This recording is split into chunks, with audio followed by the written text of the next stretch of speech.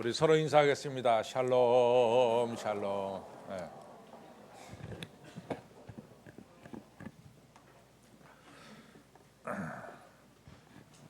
제 아시는 목사님한테 들은 얘기인데 제가 100% 동감한 얘기입니다. 그 목사님께서 목회하는 교회에 이제 아주 중요한 이 장로님 가정이 계셨는데 그 중에 아들 한 분이 이제 열심으로 고등부에 출석을 했어요.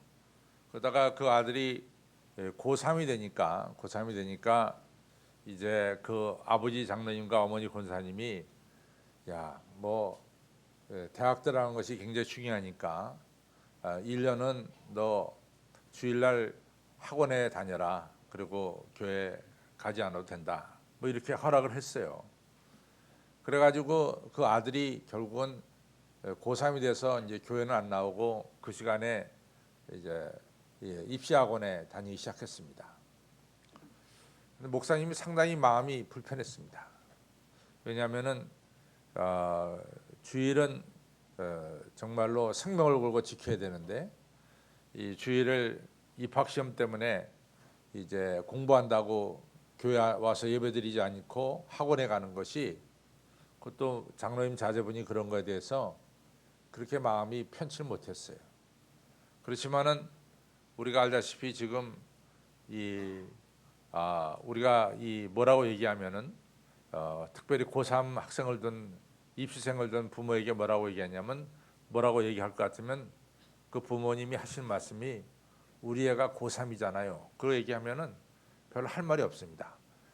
그만큼 고3 학생을 둔 부모님은 여러모로 자녀의 앞날 때문에 신경을 많이 쓰기 때문에 사실은 하고 싶은 이야기가 있어도 잘 못하는 경우가 많이 있습니다. 그래서 목사님도 얘기를 못하고 속으로 꿍꿍 앓았어요. 그러다가 이제 얼마 있으면 우리가 이 수능 시험이 있고 또 입학 모든 것이 있는데 그 장로님 아들이 원하는 대학에 합격을 했다면 더 좋을 수밖에 없는데 합격을 하지 못했어요. 그래서 낙방을 했습니다. 그러고 나서 이제 결국은 재수를 할 수밖에 없게 됐는데 장로님하고 또 그 권사님하고 아들이 이 금요일날 저녁 집회에 와서 너무 펑펑 울면서 기도했습니다. 옆에 있던 분들이 너무 안타까웠어요. 너무 슬프게 우는 거 또 보고 굉장히 안타까웠습니다. 목사님도 그날 예배를 인도하다 그걸 보면서 굉장히 마음이 안 좋았습니다. 그러나 이런 생각을 한번 해봤어요. 대학을 떨어진다고 해도 우리가 재수해서 그 다음에 얼마든지 대학을 들어갈 수 있는 기회가 있습니다.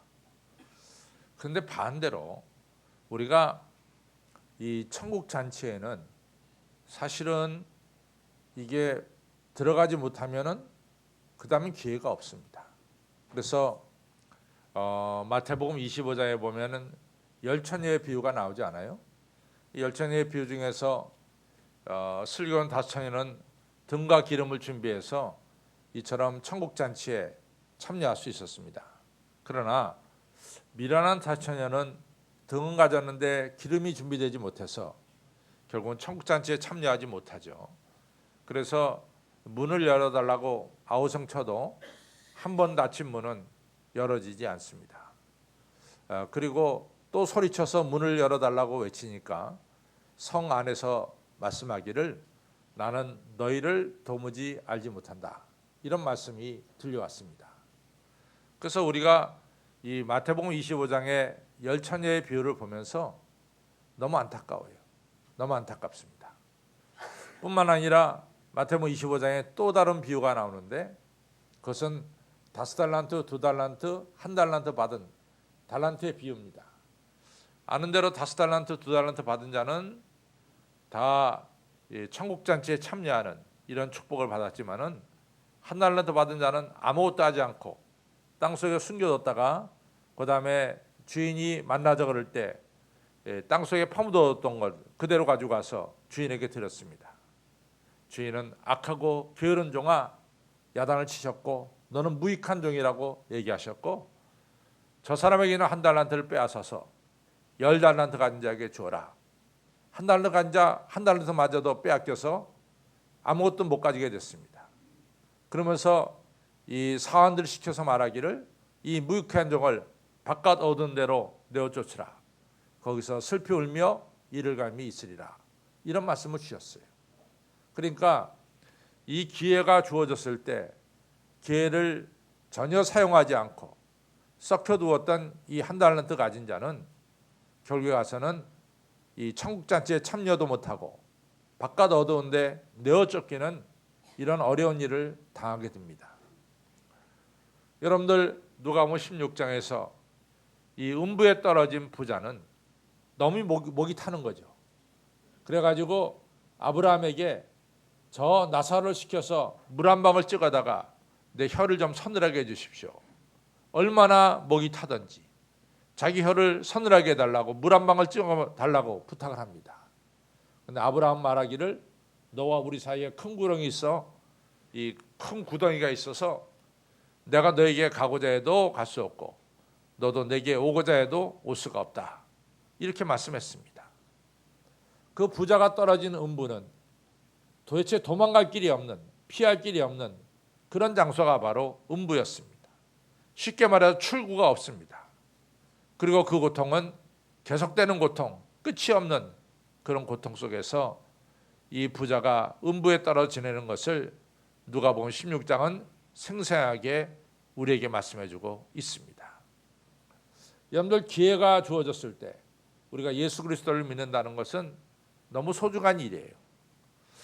제가 성함만 돼도 여러분들이 다 알 수 있는 그런 분입니다.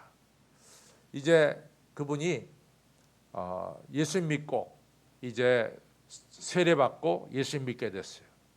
지금은 아주 교회도 세우고 교회도 잘 섬기는 이러한 권사님이 되셨습니다. 이분이 저한테 이제 세례를 받고 나서 얼마 지나지 않아서 한 6개월 1년 지나서 저를 찾아오셨어요. 그래서 목사님, 제가 한 가지 꼭 부탁할 게 있는데 목사님 꼭 들어주셨으면 합니다. 그래서 뭡니까? 라고 물어보니까 목사님 사실은 저는 이같이 교회를 오래 다니지 않아서 저는 이 기독교의 진리에 대해서 다는 모릅니다. 그러나 제가 틀림없이 더욱더 주님의 사랑과 은혜를 앞으로 더 알게 될 줄로 저는 믿습니다. 그런데 저희 모친이 계시는데 모친이 지금 병이 심화돼서 참 힘듭니다. 근데 제가 우리 모친이 우리 어머니가 예수님을 모르고 이제 세상을 떠나게 된다면은 나중에 제가 믿음이 있을 때 우리 어머니를 전도하지 못한 이런 후회가 너무 클 것 같습니다. 그러니까 저는 믿음이 그렇게 많지 않지만은 그러니까 제 생각에는 제 어머니가 꼭 예수님 믿고 세상을 떠났으면 합니다. 그러니 목사님 가셔서 저희 어머니한테 꼭 전도해 주시고 예수님 믿도록 좀 말씀 좀 전해 주십시오. 제가 그 부탁을 받고 한 5번 정도 가서 복음을 전하고 또 예수님께서 우리를 위해서 이 땅에 오셨고 우리의 모든 죄를 씻어주셨고 우리에게 새 삶을 주셨고 그리고 우리가 예수님과 함께 영원한 삶을 살게 된다고 하는 이 복음의 핵심을 한 5번에 걸쳐서 전했어요. 그랬더니 그분이 예수님을 영접하게 됐고 같이 찬송가도 부르게 됐고 그리고 세례를 받게 됐습니다. 그리고 이제 얼마 지나지 않아서 이 세상을 떠나게 돼서 우리가 예배를 통해서 장례 예배를 드린 기억이 납니다. 저는 그분의 따님이 굉장히 지혜로운 분이에요. 저는 그분의 따님이 그 당시에 그렇게 예수님에 대해서 많이 알았다라고 생각하지 않습니다. 그러나 자기 어머니 살아있을 동안에 꼭 예수님 믿게 해야 되겠다. 이 기회를 놓쳐서는 안 되겠다. 그 기회를 붙잡았죠. 그리고 어머니로 하여금 복음을 듣게 했고 어머니로 하여금 예수님 믿게 했습니다. 여러분들 우리가 참 기회라는 게 소중해요. 오늘 우리가 읽은 누가복음에는 기회를 놓친 사람과 기회를 가진 사람의 명백한 이 비유가 나오고 있습니다. 먼저 왕이 큰 잔치를 오늘 베풀게 됐어요. 그런데 이 잔치는 사실은 대단한 잔치입니다. 그런데 왕은 이 잔치를 베풀면서 왕이 생각하기에 이런저런 사람은 당연히 와야 되지 않느냐 이렇게 생각해가지고 당연히 올 사람들에게 이 왕은 초청장을 보냈어요. 암흑의 귀족, 또 암흑의 누구, 이 몇 월 며칠 날 잔치가 있는데 잔치에 오십시오. 그랬더니 이 초청장을 받은 이 첫 번째 초청장을 받은 사람들이 다 한결같이 아유 가고 말고요. 그날 제가 꼭 갑니다. 이래가지고 다들 그 왕이 보낸 초청장에 응답을 해서 다 오겠다고 했어요. 왕은 굉장히 마음에 기뻤습니다. 역시 내가 기대했던 사람들이 다 오겠다 그러니까 다 잘 됐다. 이래가지고 그날 잔치를 잘 준비했어요. 잔치가 일어나기 이제 시작되기 몇 시간 전이에요. 그런데 연락이 오기를 초청에 응하였던 사람들이 나는 밭을 샀기 때문에 못 가고, 나는 소를 샀기 때문에 못 가고, 나는 장가를 들었기 때문에 못 갑니다. 잔치가 시작되기 한 6, 7시간 전에 이 모든 이 준비된 잔치에 참여하지 못하겠다고 이처럼 불참 통보를 했습니다. 왕은 상당히 노했습니다. 오겠다고 해서 다 준비했는데 바로 얼마 전에 몇 시간 전에 오지 못하겠다 이렇게 말한 첫 번째 초청한 사람들에 대해서 상당히 왕은 불쾌하게 생각을 했습니다. 그리고 오늘 말씀하기를 그러면 길가로 가서 이같이 가난한 자, 저는 자, 병든 자 이러한 사람들을 초청해라. 이래가지고 결국은 이 사람들이 다 오겠다고 해서 첫 번째 초청받지 못했지만은 두 번째 초청받은 사람들이 다 응답해서 와서 이 잔치가 진행된 것이 오늘 본문에 나옵니다. 분명한 것은 첫 번째 초청받은 사람은 잔치에 참여하지 못했어요. 그러나 두 번째 초청받은 사람들은 잔치에 참여했습니다. 첫 번째 초청받은 사람들, 잔치에 참여하지 못한 사람들을 좀 살펴보면은 몇 가지 확실한 게 있습니다. 첫째는 왕과의 약속을 중요하게 여기지 않았어요. 그 소홀히 여겼어요.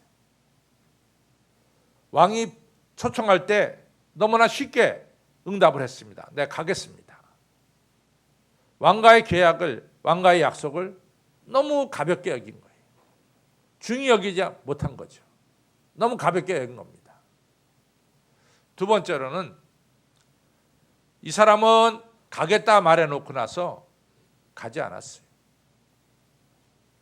여러분들 왕과의 계약을 소중히 여기지 못하는 것은 참 안타까운 일이에요. 우리가 창세기 25장을 보면서 좀 안타까운 사실은 당연히 이제 이삭의 첫째 아들 에서가 당연히 축복을 받는 거예요. 그것이 장자권입니다. 그러나 우리가 창세기 25장 끝에 보면은 뭐라고 말하냐면 에서가 그 장자권을 갖다가 동생 야곱에게 팥주한 것에 팔았어요. 그럴 수도 있다 그렇게 생각하지만은 성경은 그럴 수도 있다 그렇게 생각하지 않습니다. 성경은 정확하게 말하기를 형 에서가 하나님께 축복받는 장자권을 경홀히 여겼다. 너무 가볍게 여겼다. 이렇게 말씀하고 있습니다. 왕과의 약속, 하나님과의 약속을 가볍게 여겼다. 그것이 정답이에요. 그러니까 에서는 축복을 못 받습니다. 그러나 야곱은 하나님께 축복받는 이 장자권이 너무 소중함을 깨닫고 야곱은 축복받는 것을 알 수 있습니다. 또 하나님과의 약속을 실행하지 않은 이 첫 번째 사람들, 왕과의 약속을 실행하지 않은 사람들, 행동으로 옮기지 않은 사람들, 성경은 정확하게 말합니다. 주여 주여 하는 자마다 천국에 들어갈 것이 아니라 내 아버지의 뜻대로 행하는 자라야 들어간다. 너무 중요한 말씀이에요. 성경은 마태복음 7장에만 그런 이야기 말씀하신 것이 아니라 야고보서에도 행함이 없는 믿음은 죽은 믿음이다 이렇게 말씀했어요. 또 미가서에는 내가 주님께 수송아지를 바칠까요? 내가 주님께 천천의 수양이나 만만의 강수 같은 기름을 드릴까요? 내가 하나님께 이처럼 내 맏아들을 바칠까요? 하나님은 다 노 안 받겠다 그랬어요. 정말 하나님이 원하는 게 뭔지 아냐? 그것은 너는 너의 삶 속에서 공의를 행하라, 실천하라. 인자를 사랑해라. 변함없이 하나님을 사랑해라. 겸손히 나와 함께 길을 걷자, 동행하자. 성경은 우리에게 말씀하는 것은 한결같이 행함이 있는 믿음을 가져라. 약속을 했으면 약속을 지키는 그런 믿음을 가져라. 이런 얘기입니다. 첫 번째 부름받았지만 천국잔치에 참여하지 못한 사람은 행함이 없었다라고 하는 사실이에요. 또 한 가지는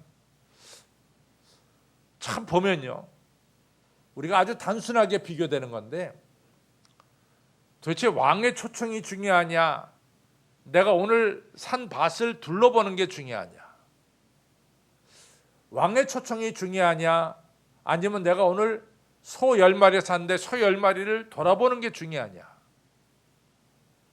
내가 왕의 초청이 중요하냐, 오늘 장가 들었으니까 나는 왕의 초청을 거절하는 게 중요하냐, 우리가 곰곰이 생각해 볼 필요가 있습니다.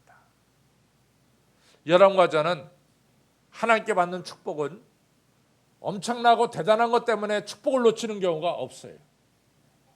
자세히 보면은 매우 사소한 일 때문에 우리는 하나님께 은혜 받는 일을 놓쳐버리고 하나님께 축복받는 일을 놓쳐버립니다.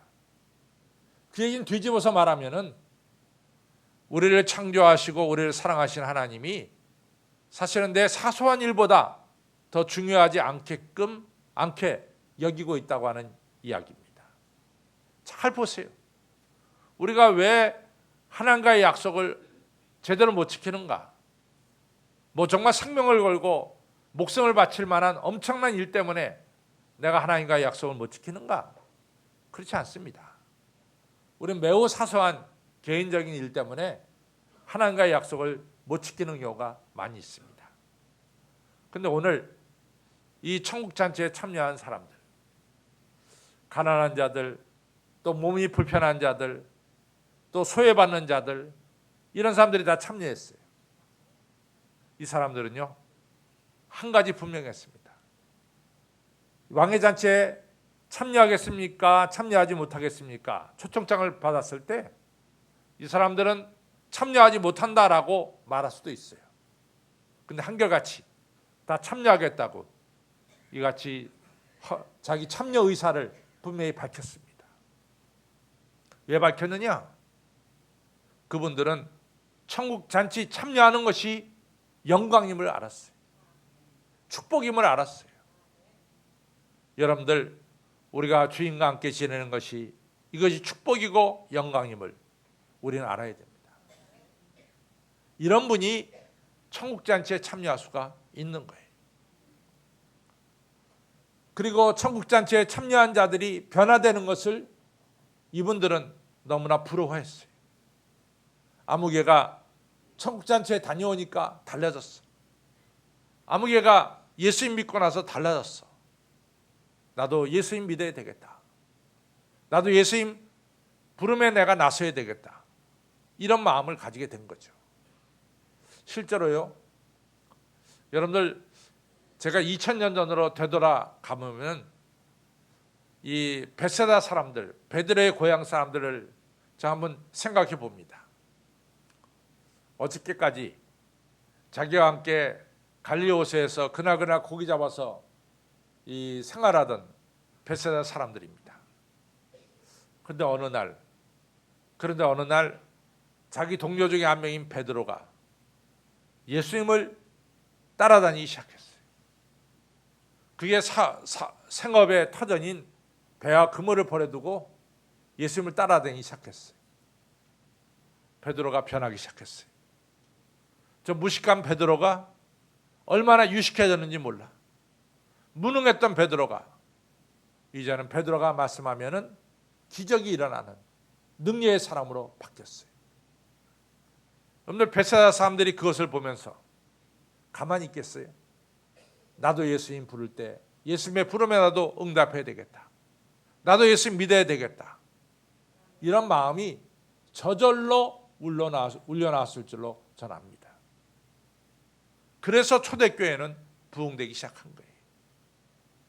여러분과 저도 예수님께 부름받게 되고 그 부름에 여러분과 저가 예하고 나서게 되면은 첫째는 우리의 죄가 깨끗하게 씻어집니다. 둘째는 우리는 새로운 출발을 할 수 있어요. 새로운 피조물이 되는 거예요. 예수님의 능력이 임하는 새로운 사람이 되는 거죠. 새로운 존재가 되는 겁니다. 틀림없이 새로운 사람이 되는 겁니다.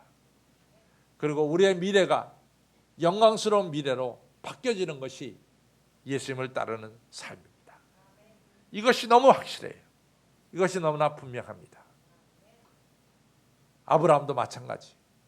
아브라함도 75세까지 자식이 없었어요. 집이 돈이 좀 있었는지 모르지만 자식은 없어가지고 아브라함의 아내 사레는 마치 하나님께 저주받은 여인처럼 그렇게 지냈어요. 아브라함의 집은 하나님의 축복이 임하지 않는, 신의 축복이 임하지 않는 집처럼 지냈어요. 하나님이 아브라함을 불렀습니다. 아브라함아, 너 본토 친척 아비 집을 떠나라. 내가 네게 이같이 자식을 줄 뿐만 아니라 네 이름을 창대케 할 뿐만 아니라 내가 너에게 땅의 축복도 내려 주겠고 너를 통해서 많은 사람들이 복을 받는 복의 통로가 되게 하겠다. 아브라함이 이러한 하나님의 부르심을 따라서 나섰습니다. 다 이루어졌어요. 아브라함을 모르는 사람 없어요. 여러분과 저 아브라함 알고 있습니다. 아브라함은 복의 통로가 됐습니다. 75세까지 자식을 못 낳던 아브라함이 드디어 사라를 통해서 100세에 이삭을 낳는 놀라운 기적의 역사가 일어났습니다. 여러분, 예수님 따르면은 새 역사가 이루어지는 거예요. 예수님 따르면 새 역사가 이루어집니다. 예수님은 여러분과 저를 새로운 피조물로 만들어 주시고 여러분과 저의 미래를 존귀한 미래로 만들어 주십니다. 이러한 예수님을 꼭 우리는 잘 따라야 됩니다. 그런데 오늘 성경에서 우리에게 가르쳐 주는 게 있어요.